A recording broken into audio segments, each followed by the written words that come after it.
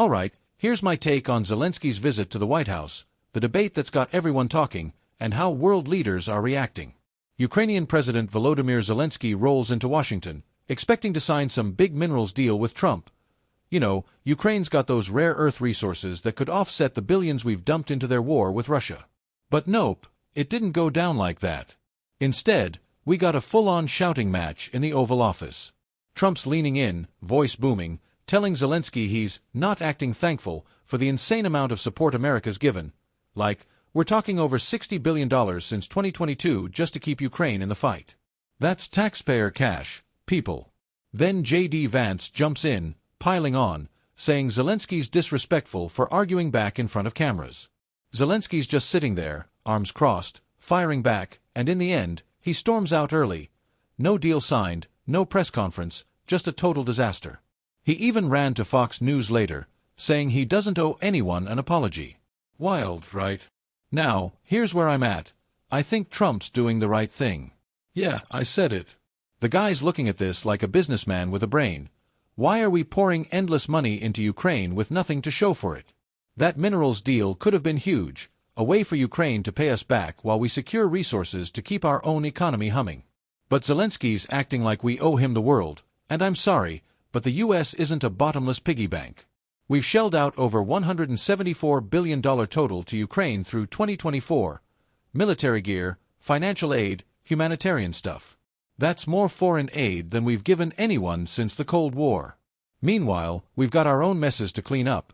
Border security's a nightmare, inflation's hitting 20-year highs, and our national debt's sitting at a ridiculous $34 trillion.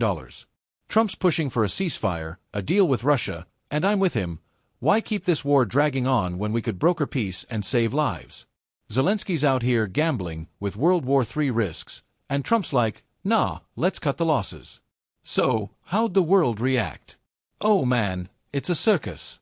Europe's losing their minds. French President Macron's calling Russia the big bad aggressor. EU's Ursula von der Leyen's praising Zelensky's dignity. UK's Keir Starmer's vowing unwavering support. You've got Germany's Friedrich Merz, Poland's Donald Tusk, Lithuania's Gitanas Nausėda, all these leaders lining up, saying, Ukraine, you're not alone. Meanwhile, Russia's Dmitry Medvedev's over there smirking, calling it a brutal dressing down for Zelensky. Hungary's Viktor Orbán, though, he's Team Trump, saying strong leaders make peace, not war. Everyone else is just shocked, acting like Trump's the villain for daring to question the status quo. Typical. Here's the thing, we can't keep giving unlimited funds to any country to fight their battles. It's not sustainable, and it's not fair. Our taxpayers are stretched thin, and what do we get back? A pat on the head from Europe? Give me a break. The world hates us when we try to solve international problems.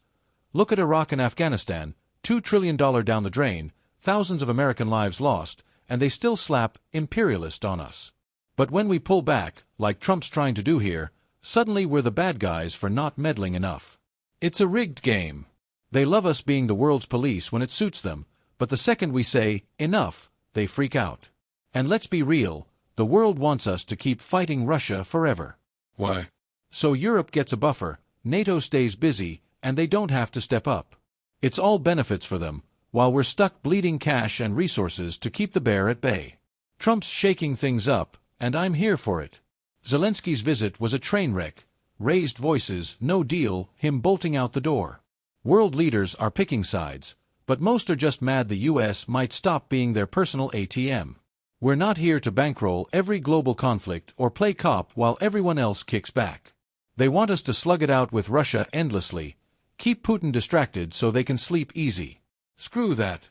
I say we cut the cord, push for peace, and put America first. Zelensky's visit proves we've been way too generous for way too long, and the world's just salty the free ride might be over. What do you think? Am I onto something, or am I way off? Hit me up in the comments.